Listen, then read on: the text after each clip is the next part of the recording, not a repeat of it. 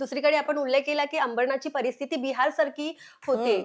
तुम्ही नगराध्यक्ष झाल्यावर संपूर्ण अंबरनाथमध्ये कसं तुम्ही कायदा आणि सुव्यवस्था हाताळण्यासंदर्भात काय उपाययोजना करू शकताय? हे बघा आतापर्यंत जी गुंडगिरी झालेली आहे त्याच्यामुळे सत्तेतून आलेलीच आहे. जर आपल्याला जर सत्ता परिवर्तन झालं, त्यांना एकदा आपण खाली बसवलं तर हे गुंडेशाही नक्कीच कमी होणार आहे.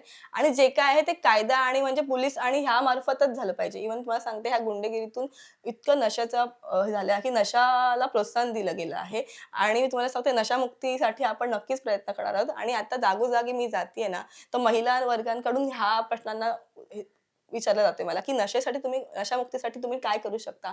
आणि त्यांनी आणि सजेशन पण लोकं देतात नाही का, की रात्री 10 म्हणजे 10 ते 11 वाजल्यापासून दुपारी रात्री म्हणजे रात्रीचे 10 वाजल्यापासून ते 3 वगैरे वाजेपर्यंत लोकं असं बसलेले असतात रस्त्यावरती आणि हे सगळे उद्योग चालू असतात.